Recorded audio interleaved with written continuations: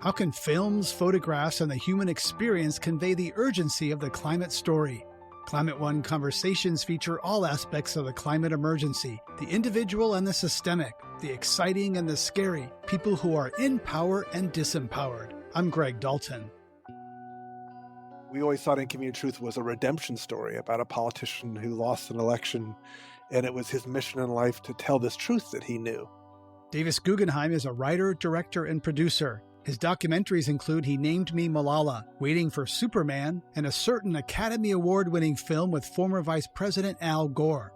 As director of An Inconvenient Truth, Davis learned that good climate storytelling requires a delicate balance, a compelling character, and a path to action. As artists, all we can do is hope that you can make people stop for one moment and think. Cristina Mittermeier is a photographer, conservationist, and marine biologist. She founded the nonprofit SeaLegacy with her partner, photographer Paul Nicklin.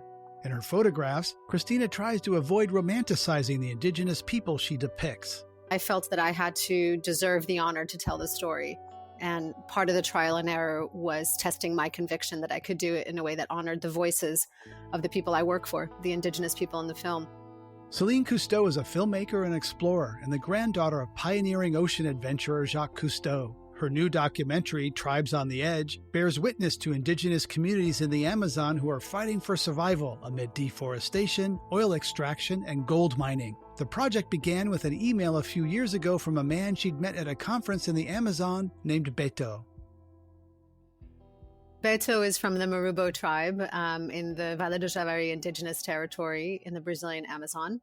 I was there in 2007 filming a conference of the contacted indigenous people of that territory as part of a film called Return to the Amazon, as we were going back to places my grandfather had been to in the early 80s. And when I was there, I bore witness to the stories of critical health issues, hepatitis, malaria being two of them. Now COVID is added on top of that the indigenous people have been facing for decades. Started with the colonizers in the 16th century. And I was heartbroken. I mean, I'm a filmmaker and I tell stories, but I also watch stories. And to be in the midst of it impacted me in a tremendous way. And I wanted to do more than just do that one film. And it was years later that Beto sent me an email and he said, I want you to tell my people's story. I want the world to know we exist and we want to live. And there's really, there's no other answer but yes. And yes, I rearranged my life to make this part of it. That was in 2010. So it's now 11 years later. And the film just came out in February. Yeah, congratulations on that. We'll get into indigenous people a little bit later. But Céline, your family is synonymous with oceans. Are you more passionate? And what were you doing? You were in the forest, which may be an unusual place for a Cousteau, maybe not. But are you more passionate about sea life or people? I'm passionate about the human story at the center of the environmental story, no matter what ecosystem. I'm just as comfortable being thrown in the ocean as I am hiking in the jungle. I like to think I have a fin on one foot and a hiking boot on the other, ready to go. I think the important part is really making the human nature connection, no matter where it happens. Davis Guggenheim, your dad won 4 Academy Awards for making documentary films, including one for remembrance of Robert F. Kennedy shortly after his assassination, was shown at the Democratic National Convention. You followed in your dad's footsteps, and in the 1980s, when you were in college, you wanted to make a documentary about apartheid. What advice did your dad give you then? Well, I told him I was very excited. Because I admired my dad. He was a wonderful man and a great filmmaker. And I said, I'm going to make this film about apartheid. And he said, well, who's it about? I go, well, it's not about people. It's about this big thing and it's this movement. And he's like, well, if you don't have a person you're following, that's really hard as a storyteller. And I've kept that with me. He always said that people, when they're watching a movie, care about people. And whenever I've done that, it's worked out pretty well. Whenever I've forgotten that, my films get a little too far off and a little bit hard to identify with. I think I'm always trying to find stories that are universal, that can bring more people together. And if you can humanize almost anybody, there's a few people who you can't humanize, But that really, I think, is a great thing. And I keep my father on my shoulder every day at work. And connection with humans and nature is a theme in all of your work. And see, a lot of documentary films about climate change, I think they lose that human element. They're about issues and systems. And Cristina Mittermeier, you say that we want to imagine wild animals accepting us into their world, a world where humans evolved for thousands of years. How do you think about that when you're photographing wild animals in their habitat? It's an interesting thing. I enjoy so much your comments, David and Céline, because it is true. It's about the human experience as a citizen of this planet. And most people are, for whatever reason, not in a position to experience that in the way that so many of us have, with a fin on one foot and a hike put on the other. And a lot of people are afraid, frankly, and I think we have raised an entire generation that is afraid of getting dirty or getting sick or whatever, and they don't go to nature. So when you can create images that allow people to imagine themselves interacting with nature, especially with animals, I think people just crave that, the friendship with an octopus. Can you imagine? Yeah, well, that's quite a film. Céline Cousteau, you talk about swimming near a humpback whale and it looking you in the eye and acknowledging you. What is it like to come eye to eye with a whale? You feel really small. And I don't mean just in size, I mean in importance, because we're tiny. I mean, human beings are tiny on this planet. We're just really numerous and impactful, which can be negative or positive. But that moment that a humpback whale looked at me, I just kind of stopped in the water and just felt my existence.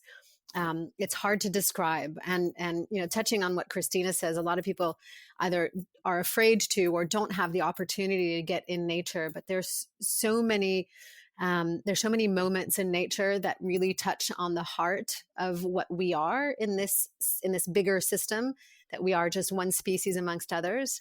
And that moment eye to eye with a humpback whale, for me, was just a stark example of it, and a privileged one. Cristina Mittermeier, you have 1.5 million followers on Instagram, which is pretty darn big. And yet you also say that makes you feel small. But are we supposed to feel small in nature, or is feeling small in the face of climate change? I think we're an arrogant species. I think it humbles us and makes us really uncomfortable when we feel small and insignificant. For me, the act of stepping into nature is always a tacit contract where you become part of a food chain and you become part of a system that you don't control. I like that feeling. But I think humans, especially, the culture that we have created for ourselves over the last 100 to 150 years is one of supremacy over nature. And I mean, I think many of us, that's what we're trying to change with our films and our narratives, try to create a more equitable relationship with nature. I lived in China in the early 80s, or late 80s after college. And I remember the classical Chinese paintings would always show these huge mountains and show the humans as, very tiny relative to nature, which I thought was like odd to me. I hadn't seen that before going to live in China. Davis Guggenheim, the poster for An Inconvenient Truth features hurricane coming out of a smokestack.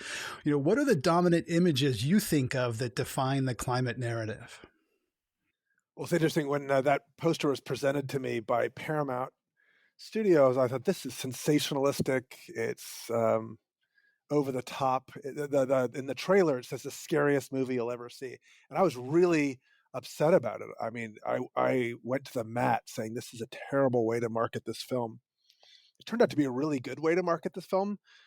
So I learned a lot. When I made the film, I wanted the tone of it to be moderate and not political, and to reach as far to the middle and even to the right as I could. So the lesson for me is that marketing a film is very different than making a film and what your story is. But I have a lot of answers to that question. But I think for that movie, the images that seemed to resonate with people were the polar bear swimming in the water and, putting its paw up on a piece of ice that was too small to find firm ground and swimming away back into the endless ocean. You could hear people gasp in every screening of that movie. And then Al Gore was really smart about, at that point, reinforcing in almost every slide the CO2 marching up, and how it would go up, how you visualized it, is sort of imprinted. But that's more than 10 years ago, and in a sense, the challenge is very different. Back then it was like, is it real, and do we understand it? I think now the challenge is, it's about, now that a lot of people believe it's real and that we're causing it, now what do we do, and how do we activate people? So I think the images might have to change. Cristina Mittermeier, polar bears are probably the most iconic image associated with climate change. Your partner, photographer Paul Nicklin, made a video of a starving polar bear in the Canadian Arctic in 2017 around Baffin Island. I think I was there around that time. You were there as well. The National Geographic video went viral and reportedly was seen more than 2 billion times. Your photograph, I think, was the top 10 for the year. Looking back now, what do you see as the lasting impact of that weak, hungry, sad polar bear limping around in the final hours of its life? Yeah, I think Davis and Céline would agree with me that it's never the one moment. I remember, Davis, when The Inconvenient Truth came out, the book, it was a sense of relief. And, I felt almost like a polar bear, because for those of us who have made a living trying to convey with science, with images, what's happening and the gravity of the situation, and, the denial arguments were so exhausting that when Convenient Truth came out, it was really a moment that it all turned out. And yet it didn't last, right? I mean, people move on. And so we are continuously striving, Greg, to make those iconic moments. And as artists, all we can do is hope that you can make people stop for one moment and think. And the starving polar bear was that. We had no idea that it was going to cause such a stir, but yes, it went viral, and so many things were revealed. Just how emotionally invested people are in the welfare of animals, how upset they get when action is not taken. But we also got a really deep look at the enormous amount of people that are still in denial, at the machinery of communications behind the continual denial of the problem, and how well funded they are. We started getting a glimpse at all these think tanks that are out there putting out the wrong information. And the one thing I kept thinking, Greg, was they're investing so much money in perpetuating this situation and the lie. How much money are we investing? Because as a filmmaker, as a photographer, it's always so hard to get the funding to go out there to tell more stories. So are we investing at the same scale at the solution? And this is a question for all the donors out there. But yeah, the starving polar bear, for me, it's just a page in the book. I hope to make many more images that continue to stir our emotions into action. You're listening to a Climate One conversation about climate storytelling employing images and sound. Coming up, showing humility and earning trust as a storyteller. It was awkward at first. It was genuinely awkward. They would often touch my hair to see if it was real. They thought I was the oddest person in the world, and they laughed at me, and that was a good sign. That's up next when Climate One continues.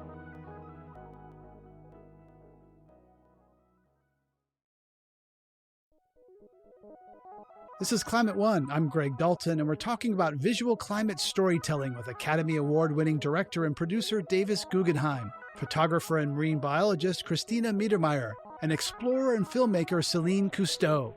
Her new documentary, Tribes on the Edge, explores the threats to the land, rights, and health of the indigenous peoples of the Javari Valley in the Brazilian Amazon. Ano 6 meses. Ano 6 meses já. 4 malária. 4 malária. 4 casos de malária.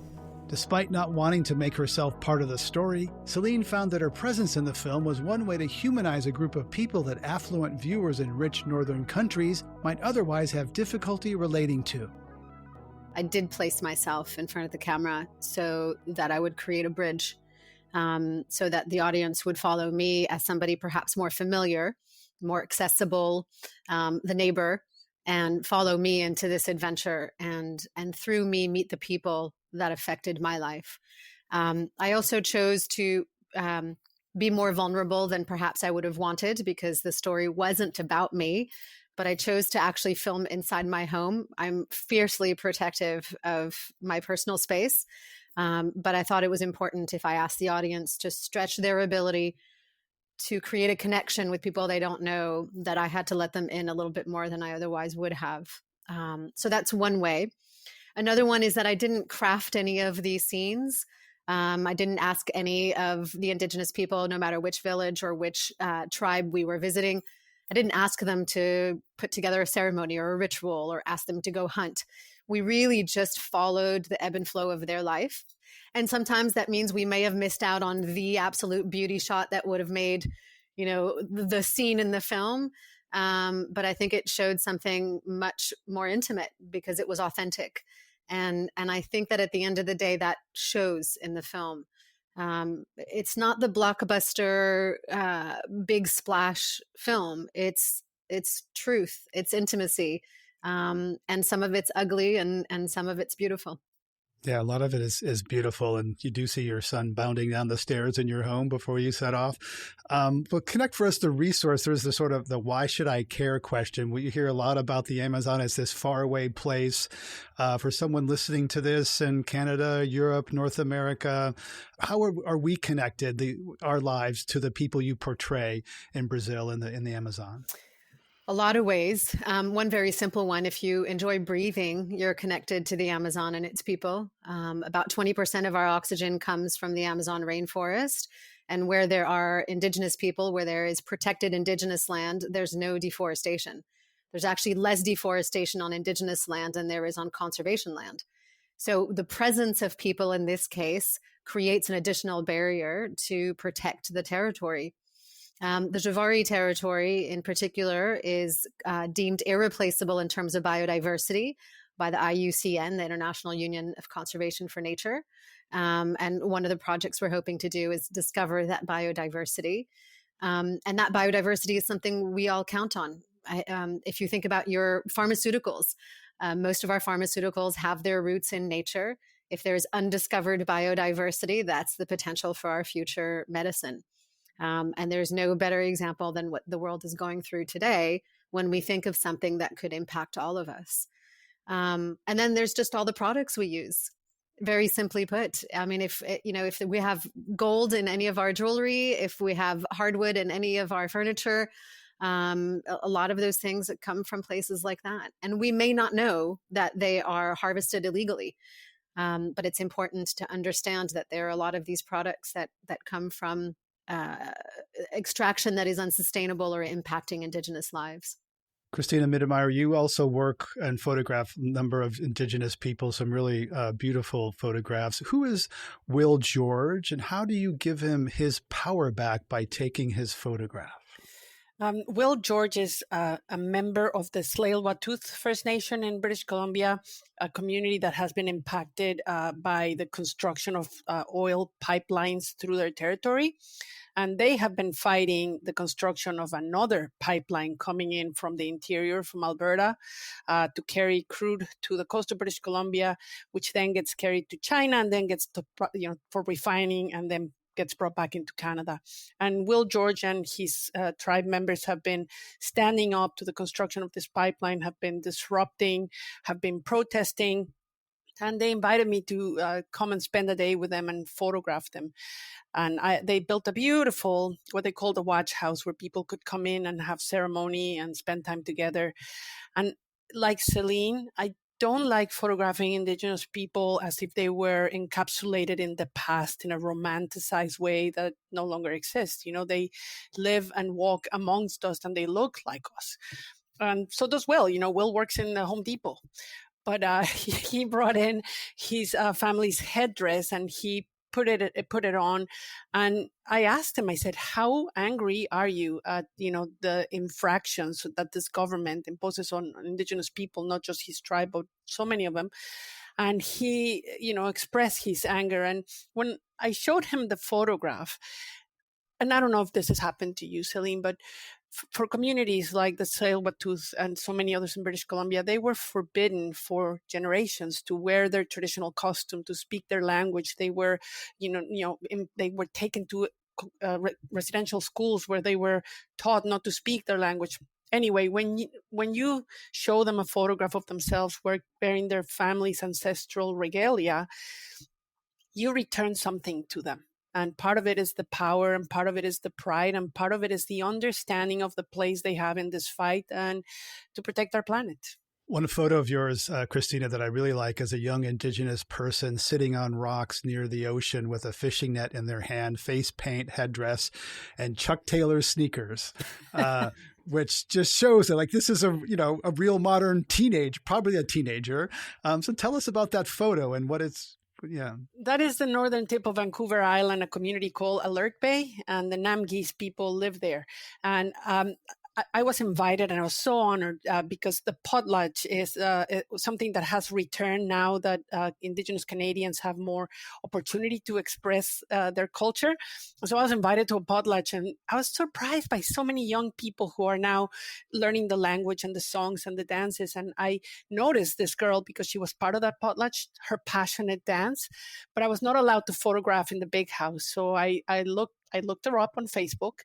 And I talked to her and I said, I would love to photograph you. And so we set up a date on the beach, and this is how she showed up. Yeah, it's great. Davis Guggenheim, you had never met a Muslim family before you made a film about one of the most famous Muslims in the world, Malala.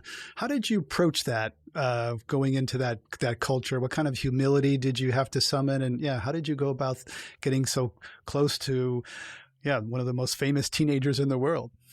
It was interesting. It's a great question. She was 15 and a half and was still recovering from she woke up in a UK hospital not knowing what the UK was. I approached it the same way I approach everything, which is an attempt at humility, an openness, a vulnerability. I think vulnerability is a really important thing. It's like, are you, but this family, it's Malala, her mother Torpakai, her father Ziuddin, her brothers Kushal and Atal, and maybe was introduced to a few Muslims in my life, but never welcomed into a home. And it was awkward at first. It was genuinely awkward, but within a few days, we all fell in love with each other. They would often touch my hair to see if it was real. They thought I was the oddest person in the world, and they laughed at me, and that was a good sign. But I'm sure that Cristina and Céline feel the same way, where it's always different with everybody. But the most important thing is you earn trust slowly and over time, and being vulnerable. And can I add just a little thought, Greg? I promise to be short. The other interesting thing for those of us who work with people that are not from the Western world is that we're all on social media. I've made friends with almost everybody that I have photographed, even in remote Indigenous communities in the Amazon, and stayed in touch with them through WhatsApp or Facebook. And so it gives you the opportunity when you get an email or a text from somebody like Will George saying, they're taking me to jail, I would love to use that photograph, to rally for my defense. It gives you just such an honor to be able to continue to help. We're talking about climate storytelling with Céline Cousteau, Cristina Mittermeier, and Davis Guggenheim. I'm Greg Dalton.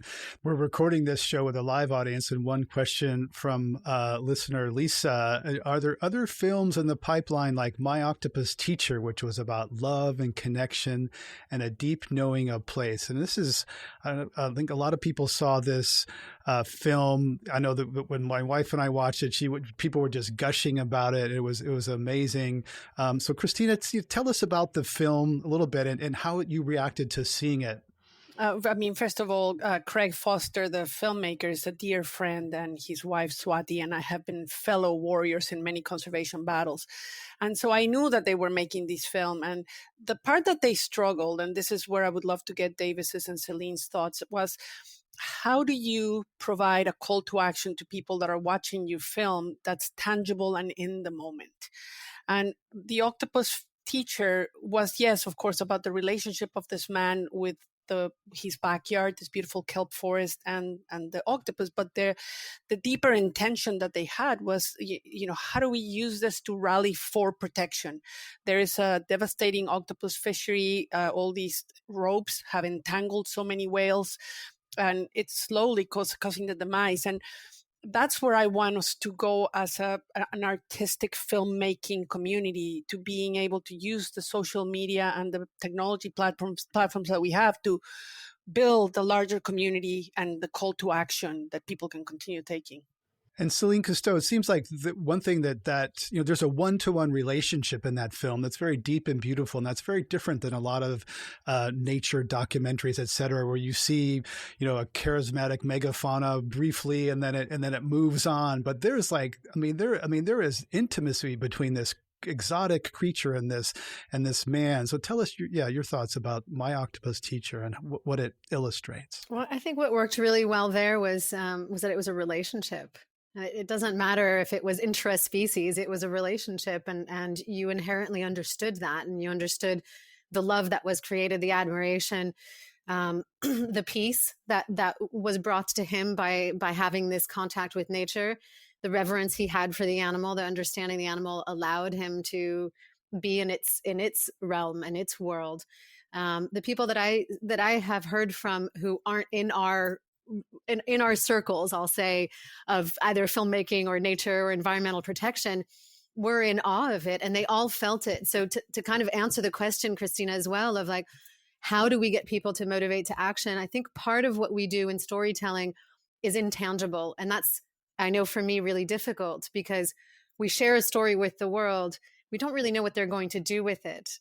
And we don't necessarily, at the end of a film, just want to say, here's your to-do list, because part of it is about shifting consciousness.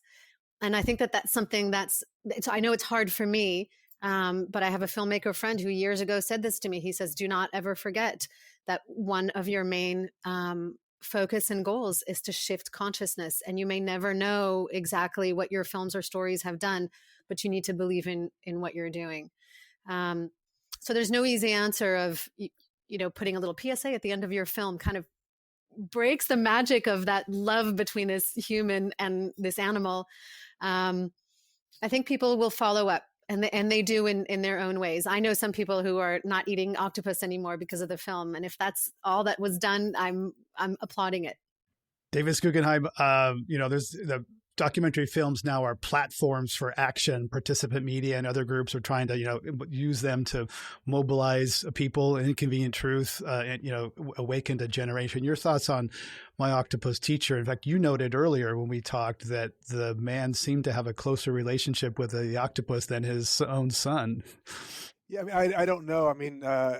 They seem like a lovely family, and that was more of a question, not knowing anything. But I like what Céline was saying. I think the filmmaker's job first is to tell a story. I always like to think of the movies I make as, okay, what is the story outside of the issue that you're making? We always thought Inconvenient Truth was a redemption story about a politician who lost an election, and it was his mission in life to tell this truth that he knew. And of course, the movie had tons of charts and graphs and all that sort of stuff, but at the core heart of it, you identified with him. I think what's great about Octopus Teacher, it's a love story. And like every great love story, love stories are always, the formula for love stories are the simplest of formulas, which is, these two, I usually say people, but like these two organisms, and they want to be together desperately. And it could be Dr. Zhivago, and it could be a teen flick, but a great love story are the obstacles that get in their way. They come closer, and then the obstacles pull them apart. They get closer, and the obstacles that pull them apart. And, what's beautiful about that movie is it just works as a love story first. And I think that's our job first, is to tell that story that casts a spell on you. And sometimes, not always, I think sometimes the message, and it happens in my movies a lot, the message breaks that spell. And so you have to figure out a way we had a great lesson we learned when we made Inconvenient Truth, where we had no prescription, and we showed people the film, and they're like, what are we supposed to do? And so we learned at the end to put things you can do in the end credits. And that was a great breakthrough for us. So you're constantly trying, because a lot of my films are about issues, but how do you tell that story and keep the spell from breaking, and then give people what they want once you've cast the spell and they're asking for it? So, Cristina, that gets to, beauty. There's someone told me the terms, apocalyptic sublime, that there's the imagery that's used in climate is all of this disappearing beauty. A lot of it is very depressing. A lot of the climate story is very depressing. Here's melting glaciers, melting this, dying trees, death everywhere. How do you wrestle with the emotional balance of, you want to find inspirational beauty, but there's also loss and sadness in that beauty? Because storytelling is so ingrained into who we are as humans, we're not the first ones to come up with with how to tell those stories. And for me, the great storytellers like Reverend Martin Luther King, he didn't start his speech by telling us, I have a nightmare. He told us about his dream and this vision that he had for a better, more equitable society. And then he reminded us on the same speech of the perils and the pits and all the hard work ahead to make it better. And then he reminded us again, if we do the work, this is where we'll go. And I think a good narration takes you through those emotional valleys and hills because it's just human. You're listening to a conversation about climate storytelling using image and sound. This is Climate One. Coming up, overcoming despair and storytelling exhaustion. When somebody in the audience asked Beto of the Murubo tribe, what can they do to help? They saw the film, what can we do? Beto says, now that you've seen my story, keep telling the story because it becomes yours. And I think that that's something that we can ask our audiences to do. That's up next when Climate One continues.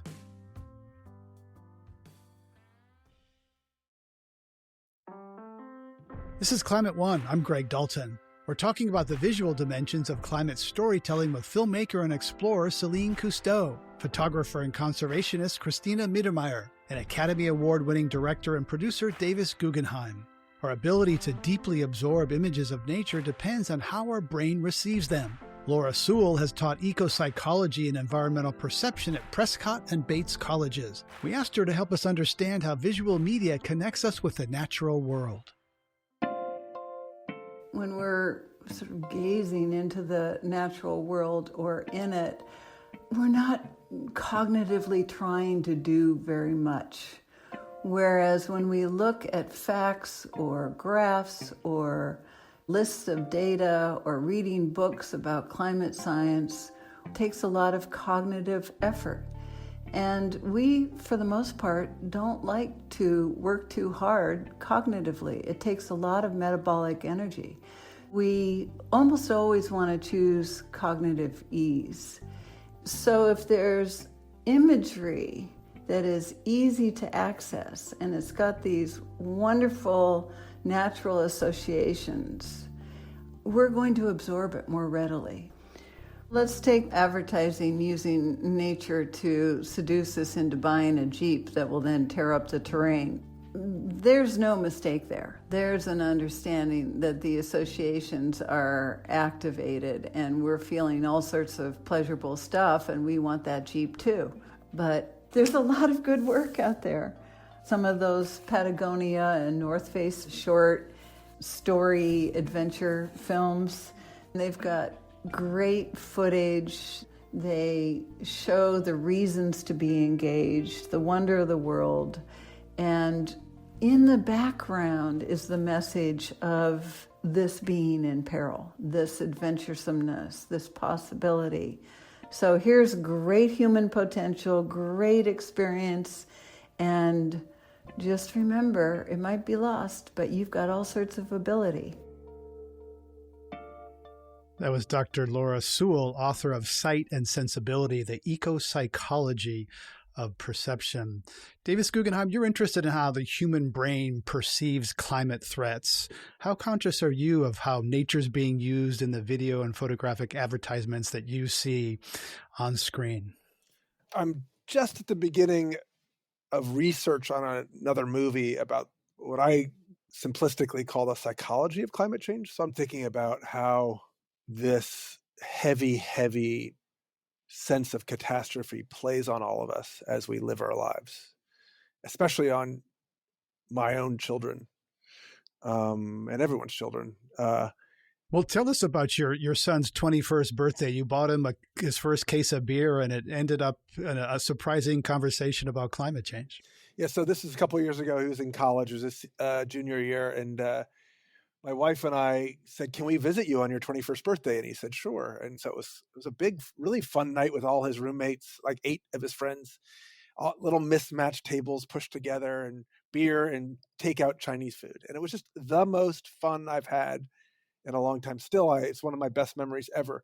But about 2:00 in the morning, I asked one of his best friends. I said, "Well, how many children do you think you'll have?" This is my son's friend, and he said, "Oh, I wouldn't bring children into this world." And then we went down the line, and none of my son's friends said they would bring children into this world, including my son. And the striking thing was that, but it was also the fact that very few of them talk about climate change. And so they feel this great sense of catastrophe, and yet they don't deal with it on a day-to-day basis. And I'm interested in how they carry that. And perhaps if there's a way to sort of unlock that and understand that, then maybe that's another angle into this problem. Can I say something about that, Greg? Because I too have children of the same age, and none of them want to have children either, which is no surprise. But they live very close to the issue through us, right? Through our passion. I notice that young people feel in general so overwhelmed and disempowered, and to deal with this is a lot. So I wanted to find a way of giving them an opportunity to be connected that was not a heavy lift, emotionally or otherwise. So we built a platform where you can tell short stories. So it's very, contained, but they're emotional and they're beautiful. And at the end of every story, there's something that you can do right then and there. It can be sign a petition or tweet to a prime minister or donate $5 to a community. That sense of I've done my part is really important. And through stories, you can tell people, this is what you contributed to. When they hear that they're part of a bigger community making a difference, I think it starts lifting that sense of foreboding doom.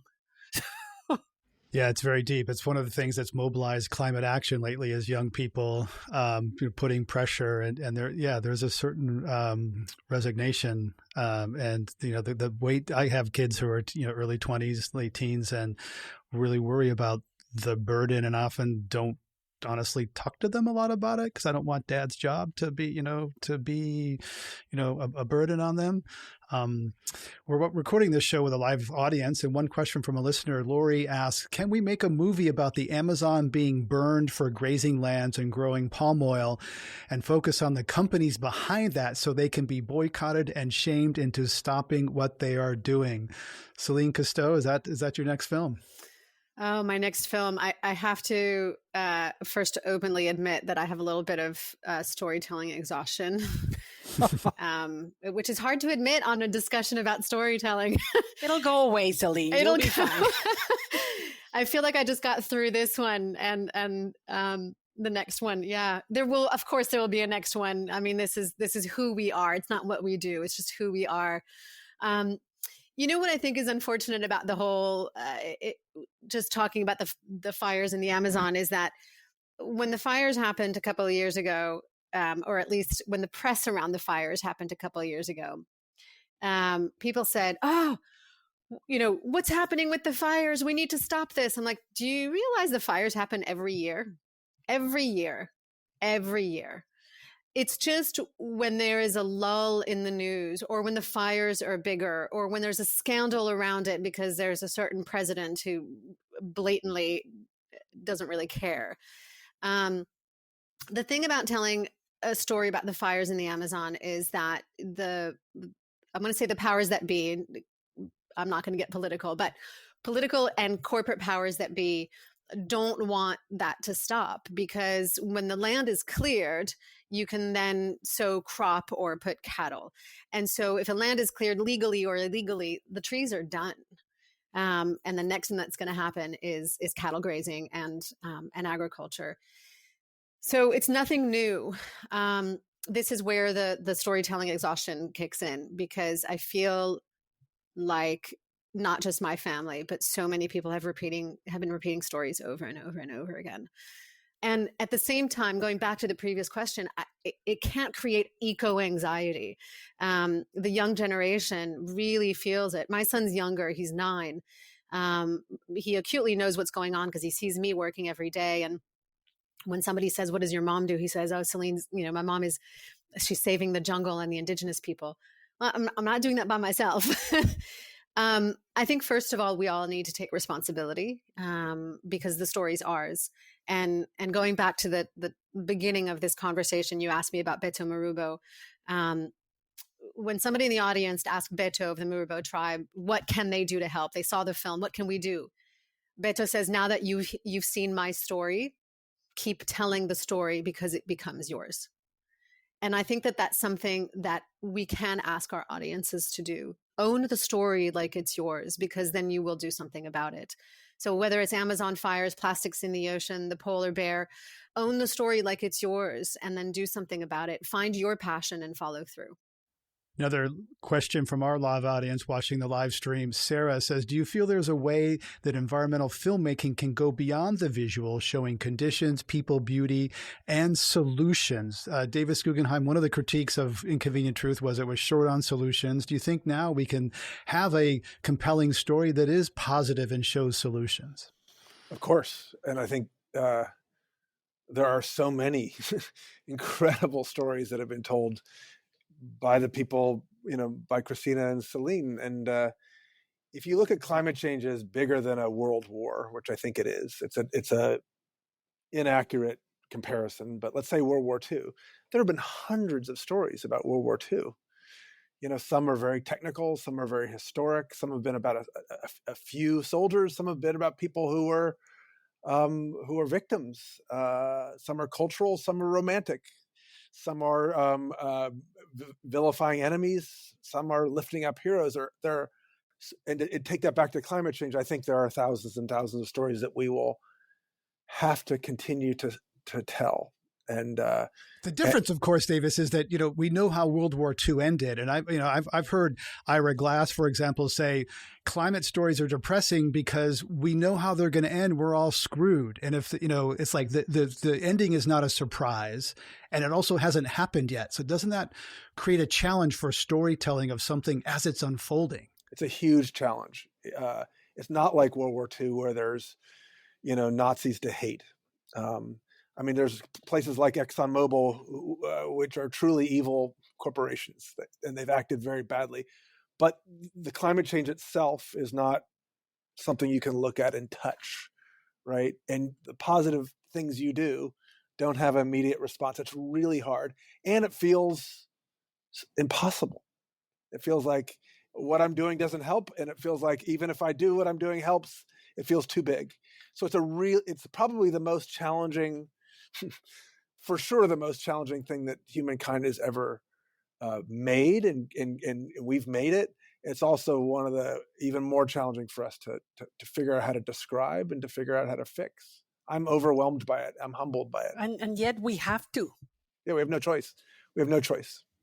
Celine, you mentioned how your film subjects have asked only that you take their stories and make them yours. How are stories, important in our culture, and how can we do a better job passing them along? Well, I think, first of all, let's not forget that we're all storytellers. The three of us are here, talking about our work and our careers as storytellers, but we are all sitting around a fire with a beer. You're a storyteller. Coming home from holiday, when we're allowed to go on holiday again, you're a storyteller because you come back with those moments and those memories. I think, first of all, is to own your own story, but share it with others. Listen to other people. Listen. I have had to relearn the art of listening, because listening with Indigenous people is more time consuming. It's more proactive. You're there as an active listener. You can't be thinking about how you're going to respond. You really need to be absorbing. So I think those are all skills to relearn and to remember. And I think going back to what Davis was saying as well is that we are inherently all interconnected with this. We need to be present with it. There might not be tangible solutions, but it is about consciousness.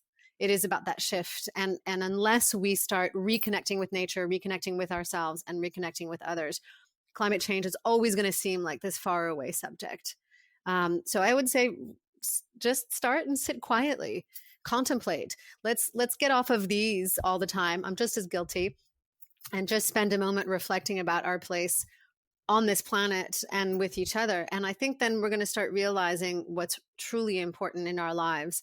And that's going to start, I believe, a tide shift in our relationship with our own future.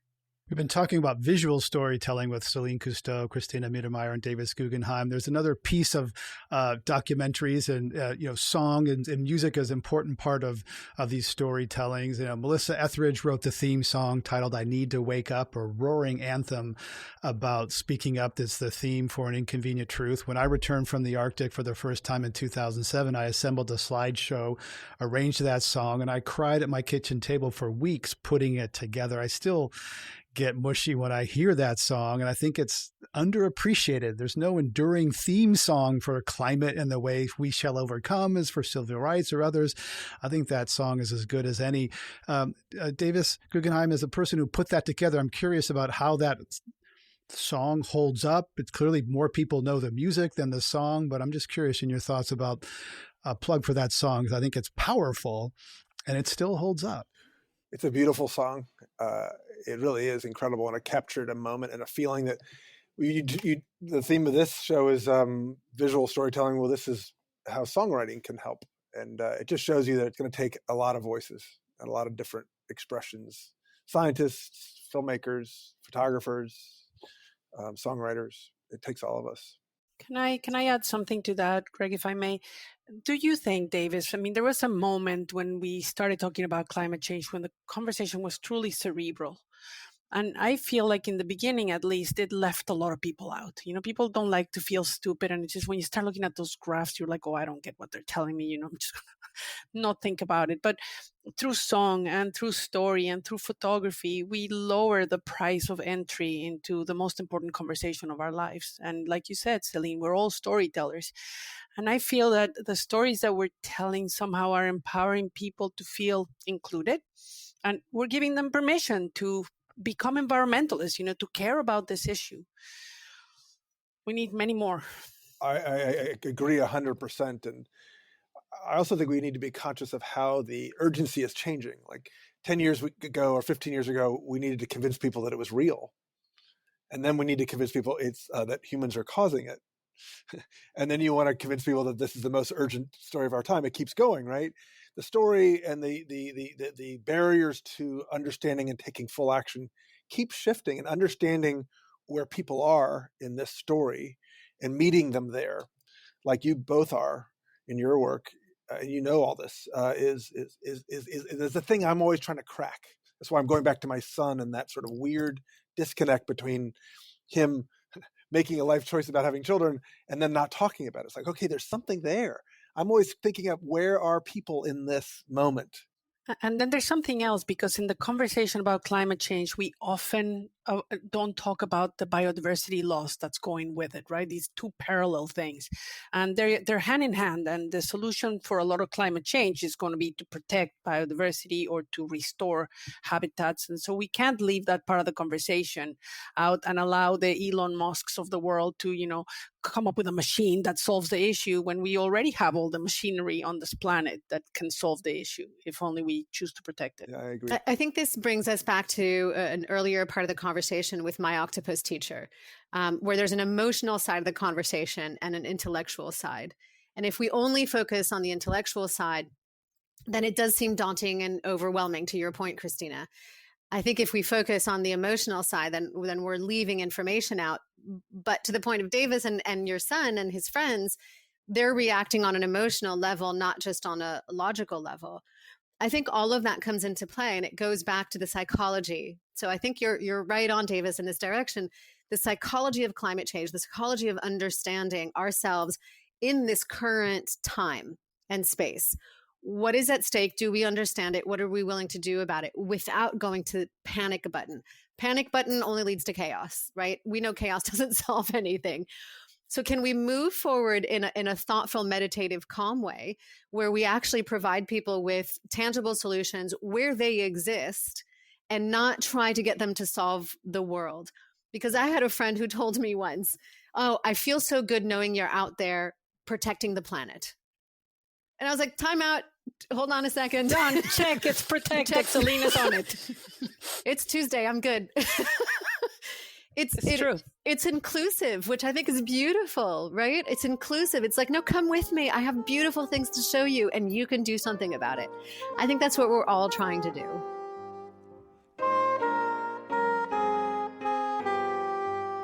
Filmmaker and explorer Céline Cousteau on telling climate stories in images and sound. We also heard from photographer and conservationist Cristina Mittermeier and Davis Guggenheim, who directed the Academy Award-winning documentary An Inconvenient Truth. To hear more Climate One conversations, subscribe to our podcast on Apple, Spotify, or wherever you get your pods. Please help us get people talking more about climate by giving us a rating or review. It really does help advance the climate conversation. Sarah Catherine Coxon is our senior producer. Our producer is Tyler Reed. Kelly Pennington directs our audience engagement. Steve Fox is Director of Advancement. Devin Strolovich edited the program. Our audio team is Mark Kirshner, Arnav Gupta, and Andrew Stelzer. Dr. Gloria Duffy is CEO of the Commonwealth Club of California, the nonprofit and nonpartisan forum where our program originates. I'm Greg Dalton.